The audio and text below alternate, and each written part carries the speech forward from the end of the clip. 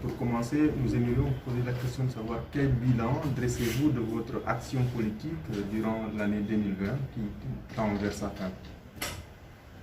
Écoutez, mon action politique ne peut être dissociée d'abord de celle de l'IFDG et du FNDC, parce qu'ensemble, nous avons lutté contre le changement de constitution depuis octobre 2019, ensemble pratiquement jusqu'en septembre 2020. Ce combat était épique. Nous nous battions pour garantir l'alternance dans la démocratie guinéenne. Nous avons fait beaucoup de sacrifices, organisé beaucoup de manifestations à l'intérieur du pays, à l'extérieur, en province comme dans la capitale.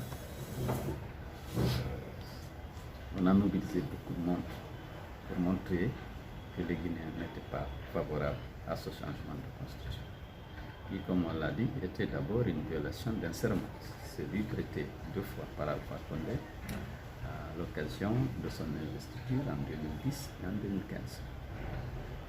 Cette constitution, rappelez-le, disposait que nul ne peut exercer plus de 2 mandats consécutifs. Et Alpha avait juré de respecter, de faire respecter cette constitution. C'était donc un parjure.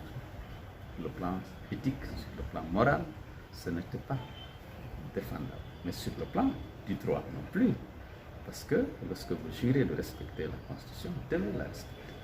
Cette Constitution qui avait donc rangé dans les dispositions intangibles les dispositions relatives au nombre et à la durée des mandats du président de la République. Donc ce combat était légitime, il a été bien mené et on a prouvé à la face du monde que les Guinéens n'étaient pas d'accord. Le jour du double scrutin, le 22 mars, les Guinéens ne se sont pas mobilisés. Mais Alpha a fait déclarer par la CENI et validé par la Cour constitutionnelle que sa constitution était passée et que donc il y avait aussi une nouvelle assemblée qui, convenons-en, n'est nullement représentée. Et donc mon combat, c'est celui de l'UFDG et du FNDC pendant l'année 2020. Je crois que nous avons réussi, et l'UFDG a participé aussi à cette élection présidentielle, parce que nous avions estimé qu'en plus des manifestations galeries sur les places publiques, qu'on devrait aussi lutter contre le 3e mandat dans les urnes. Nous sommes allés, nous nous sommes organisés en un mois.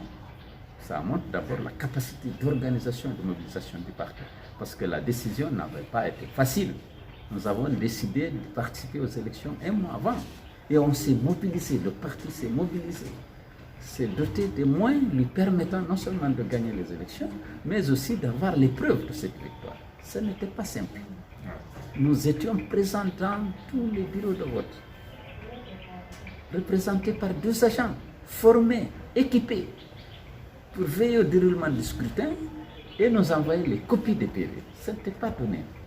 Il a fallu l'engagement de nos militants, la mobilisation des jeunes pour accomplir cette mission. Elle a été bien accomplie. Dans la nuit du dimanche au lundi, on a obtenu tous les résultats et qui montraient qu'on avait largement gagné avec 53,44% ce scrutin-là. Et lundi, nous étions fondés à donner ces résultats. Et les jeunes ont commencé à manifester, bien sûr. Les forces de défense et de sécurité se sont mis à tirer sur ces jeunes-là. Le lundi déjà, il y avait 5 morts. Et puis ils ont continué le carnage toute la semaine. Et aujourd'hui, on est à 50 morts. Bien sûr, comme je l'ai dit, c'est Alpha Condé, prenant conscience qu'il avait perdu cette élection, naturellement, réquisitionné l'armée et a déclenché la violence que vous avez vécue contre le vrai vainqueur et ses partisans et ses alliés. Le bilan est là aujourd'hui, beaucoup de morts, beaucoup de destruction de biens, la violation des domiciles dans les quartiers réputés ethno-fiefs. La justice a été mobilisée et instrumentalisée pour accompagner et légitimer cette violence. Des mandats d'arrêt ont été délivrés, des commissions rogatoires également DPJ, autorisant celle-ci à arrêter à n'importe quelle heure, n'importe qui, dans les fiefs de l'opposition. Oui, justement, parlant de l'action de la justice dans cette vague d'arrestations, il y a aujourd'hui beaucoup de vos proches qui croupissent en prison. De l'autre côté également, vous vous battez pour la reconnaissance de votre victoire. Comment concilier les deux, obtenir les résultats? Écoutez, nous nous battons pour le respect de la loi. Le respect de la vérité des urnes, le respect de la loi. Les gens qui ont été kidnappés, séquestrés, qui sont arrêtés en prison, c'est en violation de leurs droits et libertés. C'est en violation des lois de la République.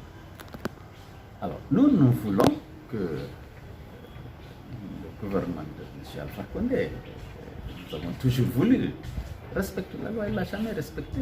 Aujourd'hui, c'est emparé du pouvoir, c'est un pouvoir illégitime, il n'a pas, et nous demandons à ce que notre victoire soit reconnue. Mais nous exigeons aussi que les droits et libertés de nos compatriotes, de nos partisans et de nos alliés soient respectés.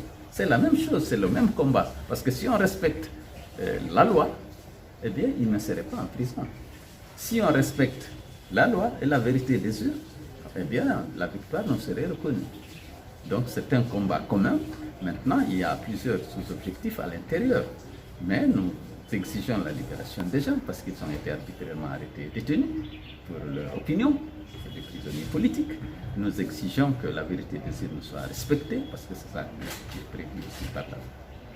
Oui, justement, parlant de l'emprisonnement de vos proches, M. Chérif Ba, Ousmane Gawal et tant d'autres qui affectent aujourd'hui l'IFDG, est-ce que vous seriez prêt peut-être à négocier ou bien à faire des gestes pour parvenir éventuellement à leur libération? Écoutez, c'est que le geste, on n'a pas de geste à faire, c'est M. Alpha Condé qui en a à faire. Il faut qu'il accepte de respecter la loi et de faire respecter la loi. D'abord de nous rendre leur victoire, mais ensuite de ne pas arrêter illégalement et arbitrairement des citoyens qui n'ont fait qu'exprimer leur opinion et d'adhérer dans un parti politique légalement autorisé. Oui, il a enfin estimé qu'il tend la main à l'opposition. Certains estiment que c'est un premier pas qui a été fait par le président Alpha Condé. Est-ce que vous aussi, peut-être, vous êtes prêt à faire un autre pas pour honnêtement, est-ce que parvenir à vous avez, vu une main fraternelle, une main tendue lorsqu'il se livre à de telles exactions, à Wadingara, à Dubreka, le long de l'axe, lorsqu'il arrête arbitrairement des gens, le vice-président d'un parti politique, en l'accusant de fabrication et de détention d'armes de guerre? Mais ce n'est pas vrai. Comment on peut? Qu'est-ce qu'on va offrir pour obtenir la libération? Libération des gens. On ne peut que dénoncer l'arbitraire et exiger leur libération. Nous savons qu'à cet égard, nous sommes soutenus par toutes les forces démocratiques, par tous les compatriotes et par tous les partenaires attachés au respect des droits humains et des libertés fondamentales. À l'évidence, certains estiment qu'aujourd'hui vous êtes en train de prêcher dans le désert. Alpha Condé, apparemment, il garde la sourde oreille face à vos revendications, les manifestations, les villes mortes, quelquefois les sit-ins, mais tout ça ne l'amène pas à agir pour leur libération. Quel autre moyen? Mais parce que d'abord, c'était pourquoi il le fait pas, c'est parce que c'est un dictateur. Il a fait un coup d'État électoral, il veut garder le butin. Il sait qu'il n'en a pas le droit, il utilise la force. Comme il a une milice dans l'armée qu'il continue de corrompre et à laquelle il garantit l'impunité totale pour nous réprimer, il utilise cette voie-là. C'est tout, il n'y a pas de droit. Il a toujours violé la loi. Je l'ai rappelé ici tout à l'heure, je ne vais pas revenir là-dessus. Il n'applique la loi que lorsque ça l'arrange. Ça arrange son pouvoir. Qu'est-ce que nous faisons par rapport à ça? Ce n'est pas une question qui est posée à l'IFDG, c'est une question posée aux Guinéens. Est-ce que nous allons accepter la violation permanente des lois de la République, la violation des droits humains, la corruption et le détournement des deniers publics lorsque la population croupit dans une misère continuelle, lorsque la population n'arrive pas à assurer les 2 repas par jour? C'est toute la gouvernance d'Alpha Condé qui est en cause. Et ce n'est pas une affaire exclusive de l'IFDG, c'est une affaire des Guinéens. Regardez l'état de nos infrastructures aujourd'hui. avec tout l'argent qui est censé entrer dans le trésor public et qui malheureusement est utilisé pour enrichir le clan. C'est ça qui est révoltant. Les gens n'arrivent pas à vivre décemment alors que les ressources sont immenses avec l'explosion des exportations de la bauxite et de l'or, dont les prix sont bons. On ne le dirait pas parce que les ressources vont ailleurs. Dans ce cas, est-ce que l'opposition peut-être ne devrait pas faire une pause, sensibiliser davantage la population pour qu'elle adhère à ce que vous expliquez là? Oui, peut-être, pourquoi pas.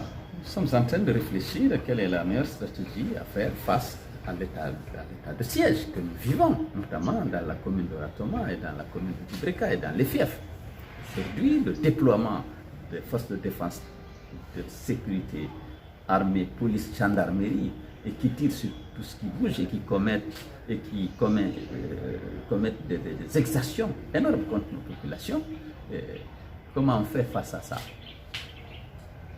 Hors de question de renoncer, mais il faut trouver une stratégie. On est dans un état de siège. Est-ce que Alpha Condé va maintenir cet état de siège en permanence? Monsieur Cellou Dalein Diallo, aujourd'hui, vos bureaux sont toujours occupés, mais aussi le siège.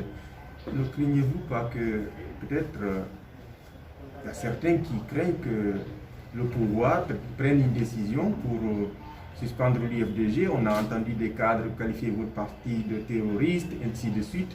Est-ce que vous pensez qu'il est prêt peut-être à aller jusqu'à ce point?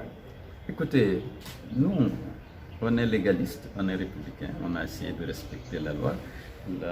Nous savons que manifester dans les rues et sur les places publiques est un droit constitutionnel. Tuer un manifestation est un crime imprescriptible. Il continue de tuer. Nous continuons d'exercer nos droits et continuons de dire, à un moment donné, comme vous l'avez dit, on s'arrête, mais où va-t-on avec cette dictature? Ne respecte pas la loi, la constitution sur laquelle il a juré. Qu'est-ce qu'on fait? C'est une question qui s'oppose à la Guinée. Est-ce qu'il veut dissoudre l'UFDG? Il en a toujours eu l'intention. Ça ne se prendra pas, mais ce n'est pas l'UFDG. L'UFDG n'est qu'un contenant. Le contenu, c'est la volonté populaire de changer la Guinée, d'instaurer une démocratie, de réconcilier les Guinéens, de promouvoir l'unité, la fraternité, la tolérance et la confiance entre les Guinéens et de faire en sorte qu'il y ait une exploitation judicieuse des ressources naturelles du pays pour le développement et pour le bien-être des Guinéens, de tous les Guinéens. Ça, au sein de l'UFDG et en dehors, il y a beaucoup de démocrates, il y a beaucoup de Guinéens, de patriotes attachés à ces valeurs-là. Le combat continuera sous une forme ou sous une autre. Le combat sur la reconnaissance de votre victoire, aujourd'hui, beaucoup estiment que c'est un combat perdu d'avance. Est-ce qu'il faut se projeter vers autre chose? Qu'est-ce que vous en dites? Non, moi, il n'est pas perdu d'avance. On n'a pas dit l'ANAD, l'UFDG, toutes les forces démocratiques du pays continueront à exiger le respect de la loi, le respect de la vérité des urnes. Maintenant, je sais aujourd'hui qu'Alpha s'appuie sur sa milice qui est dans l'armée, qui participe effectivement à bradage, qui bénéficie, qui participe pas, qui bénéficie de la manne minière et qui corrompt. Et cette milice-là, il garantit naturellement l'impunité, il inculque la haine contre l'UFDG et ses militants, et ça ne peut pas continuer. Nous disons que c'est une situation qui ne peut pas continuer. On ne peut pas continuer de vivre cet état de siège, de vivre ces exactions, cette violence. Et ça ne peut pas continuer. Pour l'instant, il a les moyens d'utiliser cette milice-là pour réprimer, pour commettre des exactions, pour arrêter, d'autant plus que la justice aussi est à sa dévotion. Cette situation prévaut aujourd'hui, mais elle ne peut pas continuer. L'action de l'UFDG aujourd'hui sur le terrain est moins animée qu'avant, depuis l'emprisonnement de vos proches. Certains estiment aujourd'hui que vous êtes un peu isolé de certains des hauts responsables du parti en liberté. Avez-vous ce sentiment? Non, pas du tout. Nous n'avons pas de siège, je n'ai pas accès à mes bureaux, je n'ai pas accès à mon siège. Mais le parti fonctionne.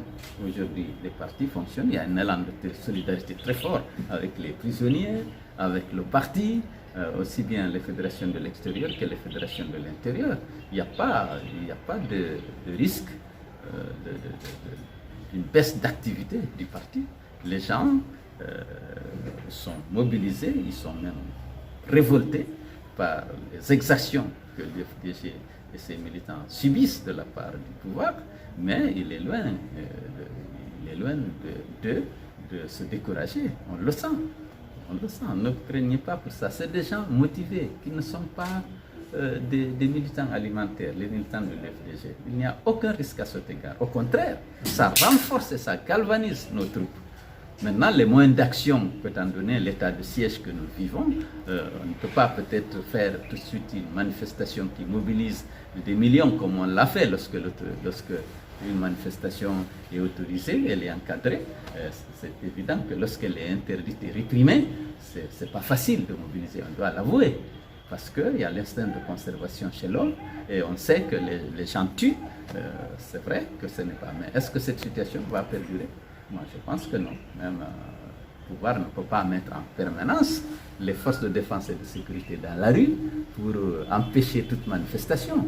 Et non seulement c'est une violation de la Constitution, en suspendant le droit de manifester, en eximant,